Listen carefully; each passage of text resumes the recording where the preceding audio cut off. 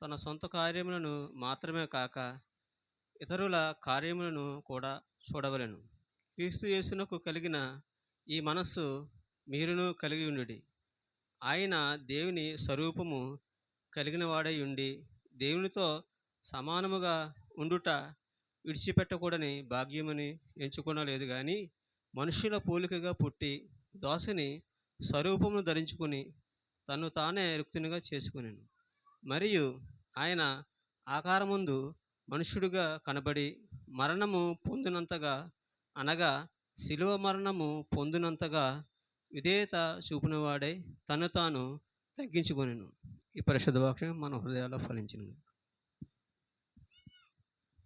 వాక్య భాగం చదివినందుకు దేవుని పేరట వందనములు. ఇక సమయంలో వాక్య భాగం నిమిత్తం చిన్న ప్రార్థన. ఆమోస్ గారు బిక్కవోల్లో దేవుని పరిచయం చేస్తున్న ఆమోస్ గారు చిన్న ప్రార్థన చేస్తారు.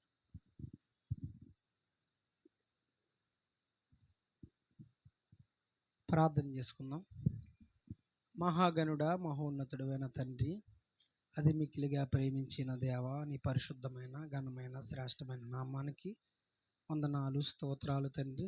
చెబుతున్న వాక్యాన్ని ప్రభ చక్కటి నాయన చెబుతున్న కుమారులకి ఇదిగో దేవా చక్కటి సమయము, అలాగే దేవా జ్ఞానము, శక్తిని, పరిశుద్ధాత్మ సహవాసాన్ని వారికి దయచేయండి.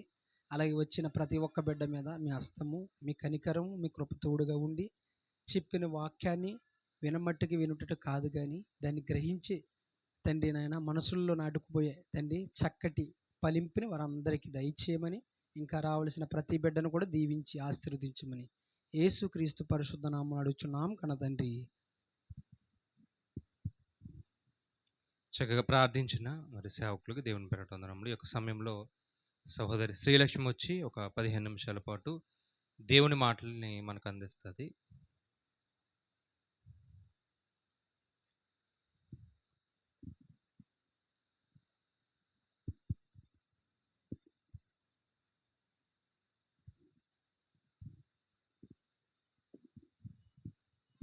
కళ్ళు మూసుకోండి, ప్రార్థన చేసుకుందాం.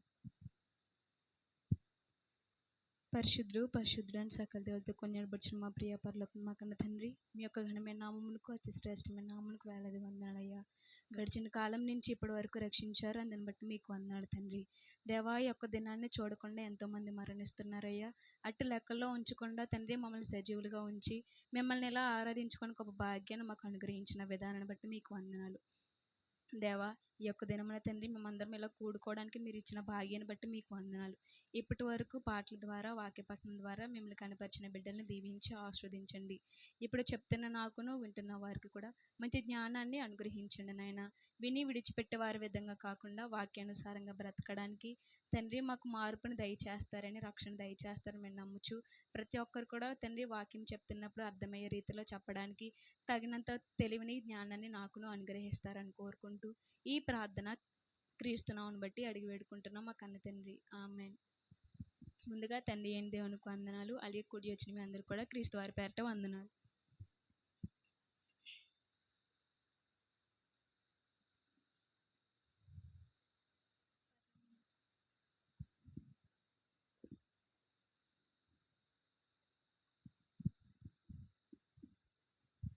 బైబిల్లోని ఎన్నో కష్టాలని, ఎన్నో ఇబ్బందుల్ని, ఎన్నో అవమానాలని ఎదుర్కొంటూ వచ్చినటువంటి వ్యక్తి యోబు గారు. ఆయన గురించి మనకి చాలా విషయాలు తెలుసు కదండి.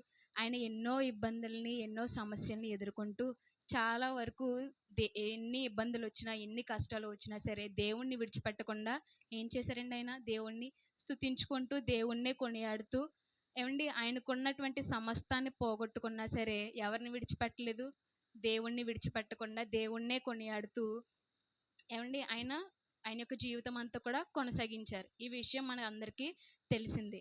అయితే ఆయన నుంచి, ఆయన యొక్క కుటుంబం నుంచి నేర్చుకోవాల్సిన కొన్ని విషయాలు ఇవాళ మనం తెలుసుకుందామండి. అసలు యోబు గారు ఎవరు చెప్పండి, తెలుసండి ఎవరికైనా యోబు గారు? ఇక్కడ అందరికీ కూడా యోబు గారి గురించి మనకి తెలిసిందండి. యోబు గ్రంథము మొదటి అధ్యాయము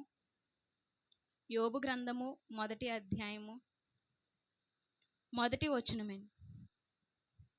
ఊజు దేశమునందు యోబు అను ఒక మనుష్యుడుండెను. అతడు యథార్థవర్తనుడును న్యాయవంతుడనై దేవుని యందు భయభక్తులు కలిగి చెడుతనమును విసర్జించిన వాడు.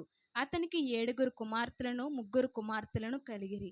అతనికి 7,000 గొర్రెలను 3,000 ఒంటెలను 500 జతల ఎడ్లను 500 ఆడు గాడిదలను కలిగి బహుమంది పనివారును అతనికి ఆస్తిగా నుండెను గనుక తూర్పు దిక్కు జనులందరిలో అతడే గొప్పవాడిగా ఉండెను.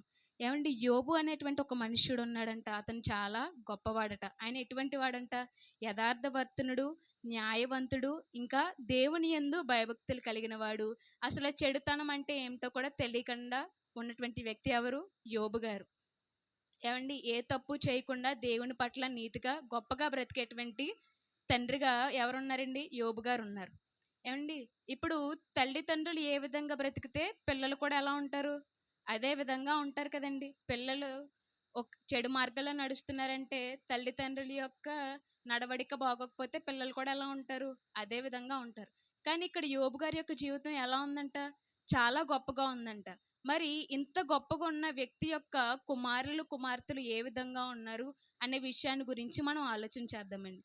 అదే యోబు గ్రంథము 42వ అధ్యాయము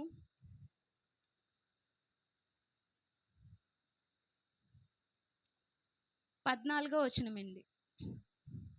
అతడు పెద్దదానికి ఎమీమా అనియు, రెండవ దానికి కెజియా అనియు, మూడవ దానికి కెరెం హప్పుకు అని పేర్లు పెట్టెను. ఏమండి, మనకి తెలిసిన విషయం ఏంటి?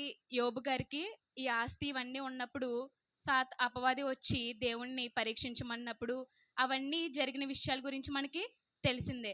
అవన్నీ ఆయన పోగొట్టుకోవడం, మరలా దేవుని అతనికి ఏం చేశారు? ఉన్న వాటికంటే రెట్టింపుగా ప్రతిదీ ఇవ్వడం జరిగింది. ఇప్పుడు వారి యొక్క కుమార్తెల గురించి ఇక్కడ తెలియజేస్తున్నారు. వారి యొక్క కుమారుల గురించి తెలియజేస్తున్నారు. ఏమండి, బైబిల్లో చాలామందివి మనకి చాలా గొప్పగా రాయొచ్చు, కొంతమందివి కొంచెమే రాసి వదిలేయచ్చు. కానీ వాటి గురించి మనం బాగా ఆలోచన చేస్తే ఇక్కడ కుమారుల పేర్లు రాయలేదు కానీ కుమార్తెల పేర్లు రాశారు. అంటే కుమార్తెల గురించి ఎంతో కొంత గొప్ప ఉండే ఉంటుంది కదండి. 7 కుమారులు ఉన్నప్పటికీ వాళ్ళ పేర్లు రాయలేదు కానీ 3 కుమార్తెలైన కుమార్తెల పేర్లు ఏం చేశారు? ఇక్కడ రాయడం జరిగింది. మొదటి కుమార్తె పేరు ఏంటంటండి? మొదటి కుమార్తె పేరు ఎమీమా, రెండో కుమార్తె పేరు కెజియా, మూడో దాని పేరేంటి? కెరం హప్పుకు. ఏమండి, ఈ 3 కూతుల గురించి ఆలోచించినప్పుడు మొదటి కుమార్తె గురించి మనం ఆలోచన చేద్దామండి. మొదటి కుమార్తె పేరు ఏంటండి? ఎమీమా. ఇంగ్లీష్లో ఎమీమా పేరుకి జెమీమా అని అంటారు. దీనికి అర్థం ఏంటంటే పావురం అని అర్థం. ఇంకా ఎక్కువగా ఆలోచన చేస్తే దానికి అర్థం ఏంటంటే సాధు అయినటువంటి మనస్సు గలవంటి మనిషి అని అర్థం. అంటే ఈమె పేరులోనే ఏం తెలుస్తుంది? చాలా సాధువు గల మనిషి అని తెలుస్తుంది. ఏమంటే మొట్టమొదటిగా ఈమె గురించి తెలుసుకునే విషయం ఏంటంటే 15వ వచనంలో మనం చూద్దామండి. ఆ దేశమంతటను యోబు కుమార్తెలంత సౌందర్యవంతులు కనబడలేదు. మొదటిగా ఈమె నుంచి మనం నేర్చుకోవాల్సింది ఏంటంటే ఈమె ఎలాంటిదంట? సౌందర్యవతి. ఈమె ఎలాంటిది? సౌందర్యవతి. బైబిల్లో బాహ్య సౌందర్యం కాదు కానీ అంతరంగ సౌందర్యం గురించే బైబిల్లో వ్రాయబడి ఉంటుంది. ఏమండి, శరీర సంబంధమైన అందం గురించి దేవుడు ఎప్పుడు కూడా చెప్పరండి. దేని గురించి చెప్తారు? ఆత్మీయంగా ఆమె ఎంత సౌందర్యవతి అనే విషయాల గురించే బైబిల్లో ఎక్కువగా ప్రస్తావించబడింది. ఇక్కడ ఈమె గురించి ఆలోచన చేస్తే మొట్టమొదటిగా ఈమె ఎలాంటిదంట? చాలా సౌందర్యవతి. ఏమండి, మనకి ఈ లోకంలో ఆలోచన చేస్తే కొంచెం అందంగా ఉంటేనే ఏమనుకుంటారు? ఈ లోకంలో నేనే పెద్ద అందంగా ఉంటానండి. స్త్రీలు ఏం చేస్తారు? చాలా మురిసిపోతూ ఉంటారండి. ఏంటి, ఇక్కడ స్త్రీ అలా మురిసిపోవట్లేదు. ఈ స్త్రీ ఆ విధంగా లేదు. ఒకవేళ అందంగా లేకపోయినా ఈ యొక్క లోకంలో ఏమనుకుంటారు? నేను అందంగా తయారవ్వాలి అనుకుని రకరకాలుగా ప్రయత్నం చేస్తూ ఏం చేస్తారు? అందంగా రెడీ అవ్వాలి, నేను అందరికంటే చాలా అందంగా ఉండాలని స్త్రీలు ఎక్కువగా ఆలోచన చేస్తూ ఉంటారు. ఏమండి, వీళ్ళకి అంతా కూడా ఎక్కడ లేని ఇంట్రెస్ట్ అంతా దేని మీద వస్తుంది? అందం గురించే వస్తుందండి. ఏమండి, ఇప్పుడు ఏదైనా బైబిల్లో ఒక వాక్యం నేర్చుకుంది అనుకోండి, పక్కింటి ఆవిడ, మీరు వాక్యం ఎక్కడ నేర్చుకున్నారు? చాలా బాగా చెప్పారు, నాకు నేర్పిస్తారా అని ఎవరైనా అడుగుతారా? అడగరండి. అదే ఒక అందంగా ఆమె ఎప్పుడు చిరాగ్గా ఉండేది చాలా అందంగా రెడీ అవ్వింది అనుకోండి, ఒకసారి మొహం అంతా, వదిన నువ్వేం వాడావు నాకు కూడా చెప్పు, నేను కూడా వాడతానని వెంటనే ఏం చేస్తారు? అడుగుతారు. ఏమండి స్త్రీలంతా కూడా ఎలా ఆలోచన ఉంది? బాహ్య సౌందర్యమే కావాలని ఆలోచన చేస్తున్నారు కానీ, అంతరంగ సౌందర్యం కావాలని ఎవరు కూడా ఆలోచన చేయట్లేదు. వాక్యం నువ్వెక్కడ నేర్చుకున్నావు? నాకు కూడా కొంచెం నేర్పించు. నేను కూడా నేర్చుకుంటాను. నేను కూడా వాక్యం చెప్తానని ఎవరైనా అడుగుతున్నారండి? ఒకసారి ఆలోచన చేయండి. ఏవండీ ఆరాధనలకు వెళ్ళే స్త్రీలు చాలామంది ఉంటారు. వెళ్ళని వారు చాలామంది ఉంటారు. ఈ వెళ్ళే వాళ్ళు, వెళ్ళని వాళ్ళని ఏం చేయాలి? మార్చాలి కదండీ! ఏవండీ వెళ్ళని వారు తెలుసుకుంటూ ఉండాలి. అడగాలి. దాని గురించి మీరెక్కడ నేర్చుకున్నారు వాక్యం? నేను నేర్చుకోవాలి అని ఏం చేయాలి? వారు అడిగేలా ఉండాలి. అంతేగాని నువ్వు ఏం వాడవు? నీలా నేను కూడా మారాలనుకుంటున్నాను అనే విధంగా ఉండకూడదండి. ఏవండీ చూడండి సామెతల గ్రంథము 31వ అధ్యాయము సామెతల గ్రంథము 31వ అధ్యాయము 30వ వచనమండి.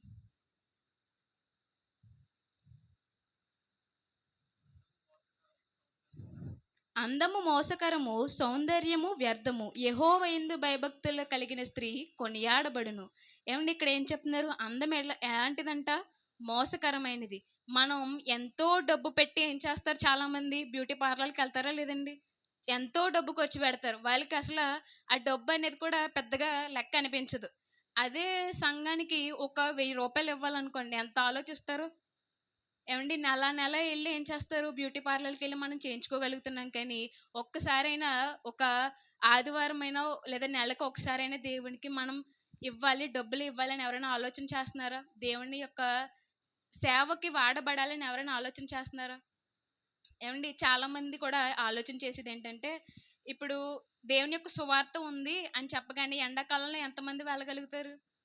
ఆలోచన చేయండి. అమ్మో ఎండ ఏమైపోద్ది, నా మొహం పాడైపోద్ది, మొహం మాడిపోద్ది, నేను వెళ్ళకూడదని చాలామంది ఆలోచించి ఏం చేస్తారండి? ఆగిపోతున్నారు. ఈ ఈ కాలంలో కూడా అందరూ కూడా అలానే ఉన్నారండి. కానీ ఇక్కడ చెప్తున్న మాటలేంటి? అందం ఎలాంటిదంట? మోసకరమైనదంట. మరి చూడండి ఆ మోసంలో ఎంతమంది స్త్రీలు పడిపోతున్నారో ఒకసారి ఆలోచన చేయండి. ఆ మోసంలో ఎంతమంది స్త్రీలు ఉండిపోయి దేవుని యొక్క ప్రేమను మర్చిపోతున్నారు. మీ యొక్క అంతరంగ సౌందర్యాన్ని విడిచిపెట్టేసి ఈ బాహ్య సౌందర్యాన్ని ఎంతమంది అలంకరించుకుంటున్నారు? ఒకసారి ఆలోచన చేయండి. ఇంకొక మాట కూడా చూద్దామండి. పేతురు రాసిన మొదటి పత్రిక 3వ అధ్యాయము, పేతురు గారు రాసిన మొదటి పత్రిక 3వ అధ్యాయము 3వ వచనమే. జడలు అల్లుకొనుటయు, బంగారు నగలు పెట్టుకొనుటయు, వస్త్రములు ధరించుకొనుటయు, వెలుపటి అలంకారము మీకు అలంకారముగా ఉండక, సాధువైనట్టియు మృదువైనట్టియు గుణమును అక్షయ అలంకారము గల మీ హృదయపు అంతరంగ స్వభావం మీకు అలంకారముగా ఉండవలెను. అది దేవుని దృష్టికి మిగుల విలువ గలది. ఇక్కడ ఏం చెప్తున్నారు చూడండి. ఏమండి మీరు ఫంక్షన్లకు వెళ్తారు, అక్కడ ప్రార్థన పెడతారు కదండి. ప్రార్థన 10 గంటలకు అన్నారు అనుకోండి, మనం ఏ టైంకి వెళ్తాం? ఎందుకు లేట్ అవుతుంది చెప్పండి? తయారవడానికి లేట్ అయిపోద్ది మనకి. ఎందుకంటే మనం ఏం చేయాలి? ప్రార్థనకి మనం ఎలా వెళ్ళిపోవాలి? ప్రార్థన ఎలా వెళ్ళామని కదండి ప్రార్థనకి. అక్కడ ఫంక్షన్లో మనకి ఎంతమందికి మనం అందంగా కనిపించాం అనుకుని ఏం చేస్తారు? వెళ్తారు. అమ్మో అక్కడ చుట్టాలందరూ వస్తారు, నేను ఇప్పుడు ఈ నగలు ఇవన్నీ వేసుకుని వెళ్ళకపోతే ఎలా చూస్తారు? చాలా తక్కువగా చూస్తారు అని చాలామంది ఆలోచన చేసి ఏం చేస్తారు? చాలా లేట్ అయిపోయింది ఆ విషయంలోనేనండి. ఒకసారి ఆలోచన చేయండి. ఇప్పుడు నేను అవి వేసుకెళ్ళలేదు అనుకోండి, నగలు ఇవన్నీ వేసుకెళ్ళలేదు అనుకోండి, మీ ఆయన ఏం చేయించలేదా? మీ అత్తగారు వాళ్ళు ఏం చేయించలేదా? ఇవన్నీ ఆలోచన చేస్తూ అందరూ ఏదో అనుకుంటారేమో అని చెప్పేసి దేన్ని పక్కన పెట్టేస్తున్నాం? దేవుని యొక్క ఆరాధనని, దేవుని యొక్క మాటల్ని మనం ఏం చేస్తున్నామండి? పక్కన పెట్టేస్తున్నాం. చూడండి ఈ యొక్క బాహ్య సౌందర్యాన్ని గురించే మనం ఆలోచన చేస్తున్నాం కానీ, నేను త్వరగా వెళ్ళిపోతే అక్కడ ఏమవుతాను? పాటలు పాడతాను కదా, దేవుని యొక్క వాక్యం చెప్తాను కదా, లేదా దేవుని యొక్క వాక్యం నేను వింటాను కదా, ఆయన మాటలు నేను వింటాను కదా, నా యొక్క జీవితంలో నేను వాటిని అన్వయించుకుంటాను కదా అని ఎంతమంది ఆలోచన చేస్తున్నారు? నిజంగా సుబుద్ధి కలిగేటువంటి స్త్రీ అయితే ముందే ఏం చేస్తుందండి? ఆమె త్వరగా వెళ్ళి ఏం చేస్తుంది? దేవుని యొక్క మాటల్ని, దేవుని యొక్క వాక్యాన్ని ఏం చేస్తుంది? ఆమె వినడానికి వేగిరపడుతుందండి. మరి వేగిరపడేటువంటి స్త్రీలుగా ఎంతమంది ఉంటున్నారు? మీ యొక్క బాహ్య సౌందర్యమే కాకుండా ఏమండి అంతరంగా ఉన్నటువంటి సౌందర్యాన్ని ఎంతమంది అలంకరించుకుంటున్నారు? దేవునికి విలువైనది ఏంటంటే అండి, సాధువైనట్టియు మృదువైనట్టియునైన గుణమును అక్షయ అలంకారము గల మీ హృదయపు అంతరంగ స్వభావం మీకు అలంకారముగా ఉండాలి. మనం ఎలా ఉండాలంట?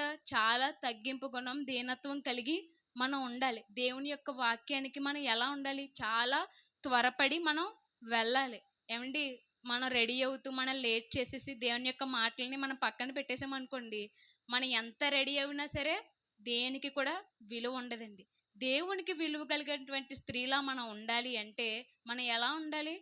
ఏమండి దీనత్వం కలిగి, తగ్గింపు గుణం మనం కలిగి, మనం దేవుని యొక్క పనిలో ముందుకు వెళ్తే గనక మీ యొక్క ఆత్మ ఎప్పుడు కూడా చాలా గొప్పగా కనిపిస్తుందండి. దేవుని దృష్టికి చాలా గొప్పగా కనిపిస్తుంది. అండ్ మీరు దేవుని యొక్క సువార్త పనిలో వెళ్తుండగా ఏదైనా యాక్సిడెంట్ అయ్యి మీకు ఏదైనా అయ్యిందనుకోండి, మీ యొక్క అందం పోయిందనుకోండి, ఈ యొక్క చూడడానికి లోకానికి మీ మొహం చండాలంగా ఉన్నా సరే, మీరు దేని పని మీద వెళ్తూ అలా జరిగింది? దేవుని యొక్క పనికి మీరు వెళ్తుండగా అలా జరగడం వల్ల అది దేవునికి ఎలా ఉంటుందంట? చాలా గొప్పగా ఉంటుందండి. ఏమండి అందం అనేది ఎలాంటిది? మోసకరమైనది. కాబట్టి ఈ యొక్క బాహ్య సౌందర్యం కోసం మనం ప్రాకులాడకూడదు. ఏమంటే మొట్టమొదటిగా ఈమె నుంచి మనం నేర్చుకోవాల్సింది ఏంటి? సౌందర్యవతి. ఇంకా రెండవదిగా ఆలోచన చేస్తే ఈమె పేరేం చెప్పానండి? ఎమీమా. ఎమీమా అనగానే అర్థం ఏం చెప్పాను? పావురం. ఏమండి పావురం గురించి మనకి తెలిసిన విషయాలు చాలా ఉంటాయి. ఏమండి బైబిల్లో పాత నిబంధనలో పావురాల్ని ఏం చేసేవారు? పావురాల్ని ఏం చేసేవారు? బలి అర్పణ చేసేవారు. ఎందుకు పావురాలనే బలి అర్పణ కింద తీసుకునేవాళ్ళు? ఎందుకంటే పావురానికి ఉండేటువంటి లక్షణాలు చాలానే ఉంటాయండి. పావురం అనేది ఎలాంటిదంటే పరిశుద్ధమైనది. మొట్టమొదటిగా పావురం ఎలాంటిది? పరిశుద్ధమైనది. మరి పరిశుద్ధమైనది బలి అర్పణకి దాన్ని తీసుకుంటున్నారంటే అది ఎంత గొప్పగా ఉంటుందో ఒకసారి ఆలోచన చేయండి. ఒకసారి ఆలోచన చేయండి. అది ఎంత పరిశుద్ధంగా ఉంటే బలి అర్పణకి తీసుకోగలుగుతున్నారు. ఏమండి ఈ యొక్క లోకంలో ఉంటున్న మనం కూడా ఆలోచించాల్సిన విషయం ఏంటంటే, మనలో కూడా ఉండాల్సింది ఏంటంటే పరిశుద్ధత. ఏమండి పరిశుద్ధత కలిగినటువంటి స్త్రీలుగా ఎంతమంది ఉంటున్నారు? ఏదైనా తప్పులు చేస్తూ మన యొక్క పరిశుద్ధతను పోగొట్టుకుంటున్నామేమో, ఏదైనా చేయకూడని కార్యాలు చేస్తూ మనలో ఉన్నటువంటి పరిశుద్ధతని పోగొట్టుకుంటున్నామో ఒకసారి ఆలోచన చేయండి. మనలో ఉండాల్సింది పరిశుద్ధత. అది ఉంటే దేవుడు మనల్ని ఎలాగైనా తప్పకుండా ఎన్నుకుంటారు. దేవుడు నన్ను ఎన్నుకోవట్లేదు అంటే మనలో ఉండాల్సింది ఏంటండి? పరిశుద్ధత మనలో ఉండాలి మొట్టమొదటిగా. ఇక రెండవదిగా ఆలోచన చేస్తే ఇది దేనికి ఉపయోగిస్తారని చెప్పానండి? బలి అర్పణకి ఉపయోగిస్తారు. ఏమండి యేసుక్రీస్తు వారు కూడా మన కోసం ఏమయ్యారు? ఏమండి సిలువలో మన కోసం బలియాగం కింద అయ్యారు. ఆయన మన కోసం ఏమయ్యారు? చనిపోయారండి. ఎందుకు మన కోసం చనిపోయారు ఆయన? ఆయనే ఎందుకు చనిపోయారు? ఏమండి వేరే ఎవరినైనా చేయొచ్చు కదా. దేవుడు చాలా గొప్పవాడు కదండి. ఎంతమందినైనా పుట్టించగలడు, ఎంతమందినైనా చంపగలడు కదండి. ఎందుకు యేసుక్రీస్తు వారిని ఆయన తీసుకున్నారు? ఒకసారి ఆలోచన చేయండి. ఎందుకంటే ఆయన పరిశుద్ధుడు కాబట్టి, ఎందుకంటే ఆయన ఏ తప్పు చేయలేదు కాబట్టి ఆయన్ని దేవుడు ఎన్నుకున్నారు. మరి ఈ యొక్క లోకంలో ఉంటున్నటువంటి మనం కూడా మన యొక్క జీవితాల్ని దేవునికి అర్పించుకుంటున్నామా? ఒకసారి ఆలోచన చేయండి. మనల్ని మనం దేవునికి అర్పించుకోగలుగుతున్నామా? దేవుడు ఏండి బైబిల్లో కూడా చాలా మాటలు ఉంటాయండి. అండ్ మీరు విలువ పెట్టి కొనబడిన వారు గనుక మీ యొక్క దేహంతో ఏం చేయాలి? దేవుణ్ణి మహిమపరచాలి. ఎంతమంది మహిమపరిచేవారుగా ఉంటున్నారు? ఏమండి ఈ యొక్క పావురమే ఏమవుతుంది? ఏమండి మనం చేసిన తప్పులకి అది ఏమవుతుంది? బలి బలి అర్పణ కింద ఆనాటి కాలంలో చేశారు. ఏమండి అంటే అది ఎంత పరిశుద్ధంగా ఉంటే చేశారు. మరి మనం కూడా మన యొక్క జీవితాలను దేవునికి బలి అర్పణగా ఇవ్వాలి అంటే మనం ఎంత పరిశుద్ధతగా ఉండాలో ఒకసారి ఆలోచన చేయండి. ఏమండి మీరు ఎక్కడికైనా వెళ్ళారనుకోండి, సపోజ్ ఒక పోలీస్ స్టేషన్కి వెళ్ళారనుకోండి, అక్కడ మీరు కేసు ఫైల్ చేశారనుకోండి, మీరు ఎలా పడితే అలా ఇచ్చేస్తే తీసుకుంటారు కేసు ఫైల్? చేసుకోరు కదండి. దానికి తగినంత ప్రూఫ్స్ ఇవన్నీ ఉండాలి కదండి. మరి దేవుడు కూడా మన యొక్క జీవితాలు మీరు తీసుకోండి దేవా అంటే సరిపోద్దండి. మన యొక్క జీవితాలు కూడా తగినట్టుగా ఎలా ఉండాలి? తగినట్టుగానే ఉండాలి. మన యొక్క జీవితాలు కూడా చాలా గొప్పగానే ఉండాలి. అప్పుడే దేవుడు కూడా మనల్ని అంగీకరిస్తాడు. అంతేగాని మనం ఎలా ఉన్నా సరే ఒక పాటను దేవుడు తీసుకో దేవుడు అని చెప్పేసి, రెండోది మన పాటను మనం ఉన్నా కూడా దేవుడు మనల్ని అంగీకరించాడండి. ఏమండి, ఇక మూడవదిగా ఆలోచన చేస్తే పావురం అనేది నిష్కలంకమైనది, అంటే ఏ తప్పు కూడా చేయనిది. ఏమండి, మరి మన విషయం గురించి ఆలోచన చేసినప్పుడు మనం ఎన్ని తప్పులు చేస్తున్నాం ఆలోచించేయండి. మన యొక్క దేవుడు కృపామయుడు, జాలిమయుడు కాబట్టి మనం ఎన్ని తప్పులు చేసినా ఏం చేసుకొస్తున్నారు, క్షమిస్తూ మనల్ని యాక్సెప్ట్ చేసేస్తున్నారు. ఏం కాదు, పోన్లే తప్పు చేసింది, ఈసారి క్షమించి నా కూతుర్ని మళ్ళీ నేను హత్తుకి చేర్చుకుంటాను, నా దగ్గరికి నేను చేర్చుకుంటానని దేవుడు ఏం చేస్తున్నాడు, మనల్ని అవకాశం ఇచ్చి మనల్ని చేర్చుకునే కొద్దీ కూడా మనం ఏం చేస్తున్నాం, ఇంకా ఎక్కువగా చేస్తూనే ఉంటున్నాం. కానీ పావురం గురించి మనం ఆలోచన చేసినప్పుడు అది చనిపోతుందని తెలిసినా కూడా అది ఏం చేసిందండి, బలి అర్పణకి అది సిద్ధంగానే ఉంటుంది, ఏ తప్పు చేయదు. అది బలి అర్పణ చేస్తుందా, బలి అర్పణ అవుతుంది అనగానే కూడా అది ఎగిరిపోకుండా అలానే ఉంటుందండి, ఏ తప్పు చేయకుండా. మరి మనం కూడా తప్పులు చేయకుండా ఎంతమంది ఉండగలుగుతున్నారు అండి? తప్పులు చేసిన దాన్ని ఎంతమంది ఒప్పుకొని దాన్ని విడిచిపెట్టేవారుగా ఉంటున్నారు? ఒకసారి ఆలోచన చేయండి. ఏమండి, మత్తయి సువార్త 10వ అధ్యాయము, మత్తయి సువార్త 10వ అధ్యాయము 16వ వచనం. ఇదిగో తోడేళ్ల మధ్యకు గొర్రెలను పంపినట్లు నేను మిమ్మును పంపుచున్నాను గనుక పాముల వలె వివేకులను, పావురము వలె నిష్కపట్టులనై యుండుడి. పావురం ఎలాంటిదంట, నిష్కపటులై ఉన్నదంట, అంటే ఏ తప్పు చేయనిదిగా ఉంది. మీరు కూడా ఎలా ఉండాలట, దేవుని యొక్క కుమారులు కుమార్తెలు అనబడాలంటే మీరు కూడా ఏం చేయాలి, మనం కూడా ఏం చేయాలి, ఏ తప్పు చేయని వారిగా ఉంటే గనక దేవుడు మనల్ని ఏం చేస్తారట, అంగీకరిస్తారు. ఇక నాలుగవదిగా ఆలోచన చేస్తే పావురానికి ఎలాంటి స్వరం ఉంటుందండి, చాలా మధురమైనటువంటి స్వరం అనేది ఉంటుంది. ఏమండి, పావురం యొక్క స్వరం మనకి ఏమవుతుంది, విని కొద్దీ కూడా వినాలనిపిస్తూ ఉంటుంది. మరి మన యొక్క స్వరాలు ఎలా ఉంటున్నాయి ఒకసారి ఆలోచన చేయండి. ఇక్కడ మన స్వరాలు అంటే మన ఎదుటి వారితో మాట్లాడే విధానం ఏ విధంగా ఉంటుంది ఆలోచన చేయండి. పావురమే ఎంతో మధురంగా మాట్లాడుతుంది, ఎంతో మధురంగా అది ఉంటుంది. మరి మనం మన యొక్క మాట తీరు ఏ విధంగా ఉంటుంది, మనం ఏ విధంగా బ్రతుకుతున్నాం ఒకసారి ఆలోచన చేయండి. ఏమండి, సామెతల గ్రంథము 15వ అధ్యాయము 1వ వచనమే. ఏమండి, అందరికీ తెలిసిన మాటే.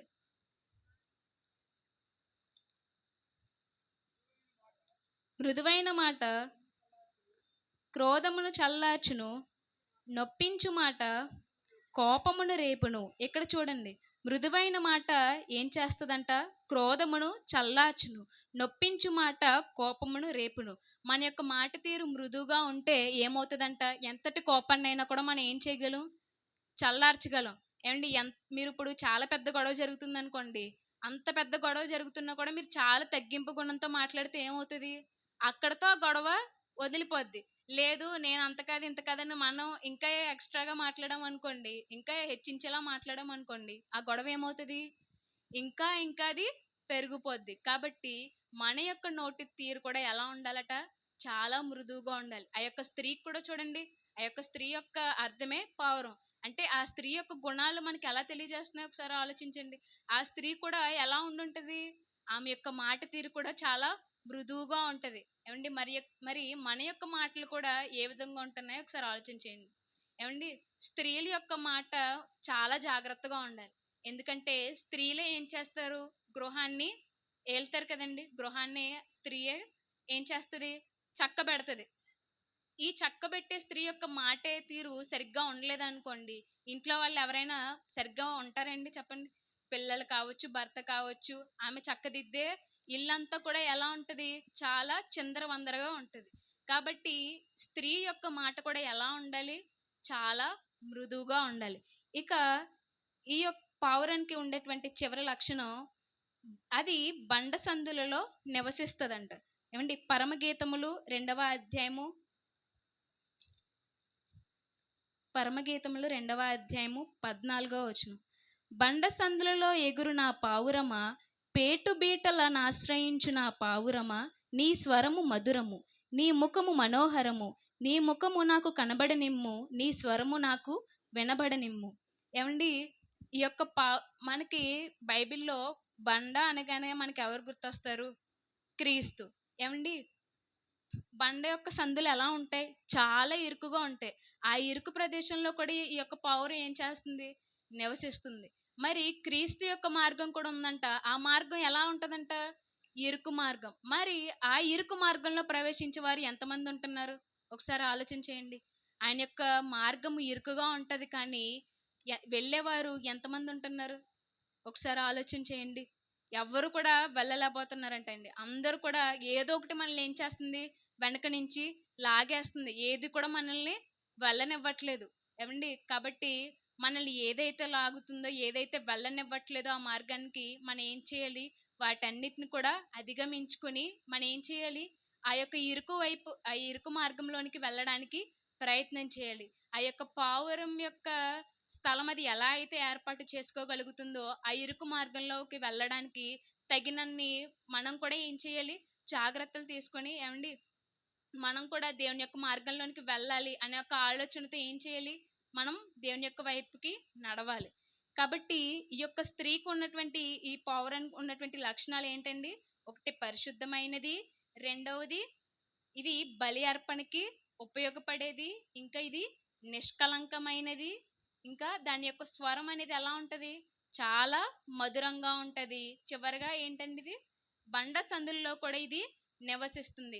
మన యొక్క మార్గం కూడా దేవుని యొక్క వైపుకి వెళ్తున్నప్పుడు అది ఇరుకుగా ఉన్నప్పటికీ కూడా మనం ఏం చేయాలి? ఆ మార్గాన్ని మనం ఎంచుకోవాలి. ఇంకా చివరిగా ఆమెకు ఉండేటువంటి లక్షణాన్ని చెప్పి ముగిస్తానండి. యోబు గ్రంథము, ఏమని మరలా వద్దాం, యోబు గ్రంథము 42వ అధ్యాయము 15వ వచనం. ఆ దేశమంతటను యోబు కుమార్తెలంత సౌందర్యవంతులు కనబడలేదు. వారి తండ్రి వారి సహోదరులతో పాటు వారికి స్వాస్యములనిచ్చెను. చివరిగా ఈ స్త్రీ ఎలా ఉందంట? స్వాస్యము పొందుకునే స్త్రీగా ఉందండి. ఏమంటే, పాత నిబంధనలో స్వాస్యం ఎవరికి ఇచ్చేవారు? దేవుని చేత ఎన్నుకోబడినటువంటి వారికే కదండి స్వాస్యం ఇచ్చేవారు. ఏమండి, యాకోబు ఏశావుల్లో దేవుడు ఎవరిని ఎన్నుకున్నారు? ఎవరికి స్వాస్యం వచ్చింది? యాకోబు గారికే కదండి. ఏమండి, ఇక్కడ చూడండి, కుమారులతో పాటు ఈ కుమార్తెలు కూడా ఏమయ్యారంట? స్వాస్యము పొందుకునేటువంటి వారుగా ఉన్నారు.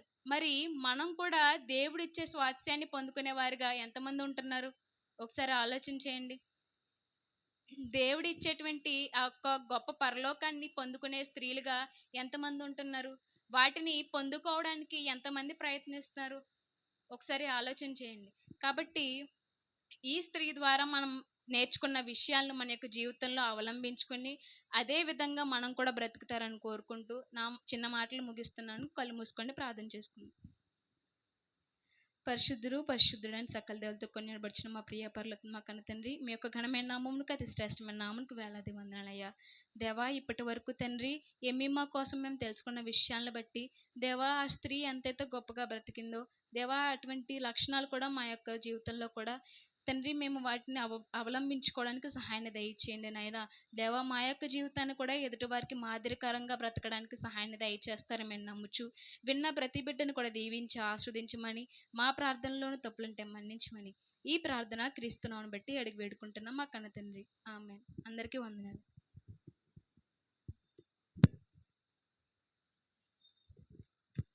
దేవుని మహాకృపను బట్టి మరి చక్కటి విషయాలు మరి వివరించినందుకు దేవాది దేవుని పేరట మరి యవనస్తురాలకి మరి దేవుని పేరట వందనాలు చెల్లిస్తూ ఇంకా అనేక విషయాలు తను నేర్చుకుని మనకు చెప్పాలని దేవుని పేరట కోరుదాం. ఒక సమయంలో ఒక పల్లవి చరణం, ఎందుకంటే సమయం చాలా అయిందండి. 8:45 అవుతుంది. 9:30కే ముగించడానికి ప్రయత్నం చేస్తాం. మేము 7:30కే వచ్చి కూర్చుంటున్నామండి. కాకపోతే మీరే చాలా లేటుగా వస్తున్నారు. ఒకసారి గమనించండి. ముఖ్యంగా స్త్రీలు, పురుషులు బయటికి వెళ్ళి వచ్చిన స్త్రీలు మరి 7:30కి కూడిక అంటే 7:30కి రావాలి. మేము ఏదో ఖాళీగా అలా ఈగలు కొట్టుకుంటున్నాం 7:30కి వచ్చి.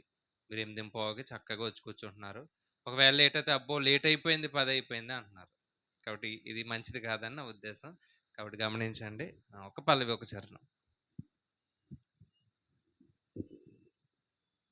Praise lord. హల్లెలూయా, హల్లెలూయా.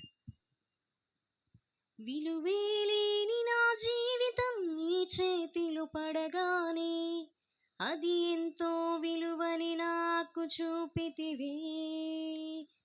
జీవమే లేని నాలోని జీవమును నింపుటకు నీ జీవితాన్నే ధారబోసితివే. విలువేలేని నా జీవితం నీ చేతిలో పడగానే అది ఎంతో విలువని నాకు చూపితివే. జీవమే లేని నాలోని జీవమును నింపుటకు నీ జీవితాన్నే ధారబోసితివే. నీది శాశ్వత ప్రేమయా, నేను మరచిపోలేనయా. ఎన్ని యుగాలైనా మారదు. ఎండిన ప్రతి మోడును మరలా చిగురించను. నా దేవునికి సమస్తము సాధ్యమే. పాపములో పడిన నన్ను, శాపములో మునిగిన నన్ను నీ ప్రేమతో పిలచితివే. రోగమే నన్ను చుట్టుకొని ఉండగా రోదనతో ఒంటరినయుండగా నా కన్నీటిని తుడచితివే. పాపములో పడిన నన్ను, శాపములో మునిగిన నన్ను నీ ప్రేమతో పిలచితివే. రోగమే నన్ను చుట్టుకొని ఉండగా రోదనతో ఒంటరినయుండగా నా కన్నీటిని తుడచితివే. నీది శాశ్వత ప్రేమయా, నేను మరచిపోలేనయా. ఎన్ని యుగాలైనా మారదు. ఎండిన ప్రతి మోడును మరలా చిగురించను. నా దేవునికి సమస్తము సాధ్యమే. పగలంతా మేఘస్తంభమై, రాత్రంతా అగ్నిస్తంభమై, దినమంతయు రెక్కలతో కప్పితివే. స్నేహితులే నన్ను వదిలేసిన బంధువులే భారమని తలచిన నా కొరకై బలి అయితివే. పగలంతా మేఘస్తంభమై, రాత్రంతా అగ్నిస్తంభమై, దినమంతయు రెక్కలతో కప్పితివే. స్నేహితులే నన్ను వదిలేసిన బంధువులే భారమని తలచిన నా కొరకై బలి అయితివే. నీది శాశ్వత ప్రేమయా, నేను మరచిపోలేనయా. ఎన్ని యుగాలైనా మారదు. ఎండిన ప్రతి మోడును మరలా చిగురించను. నా దేవునికి సమస్తము సాధ్యమే. విలువేలేని నా జీవితం నీ చేతిలో పడగానే అది ఎంతో విలువని నాకు చూపితివే. హల్లెలూయా. చక్కటి కీర్తన పాడినందుకు దేవాది దేవుని పేరట వందనములు. ఈ యొక్క సమయంలో మనకి రోజు వాక్యాన్ని ప్రసాద్ అన్నయ్య గారు అందిస్తారు. కాబట్టి సమయాన్ని ప్రసాద్ అన్నయ్య గారికి అప్పగిస్తాను.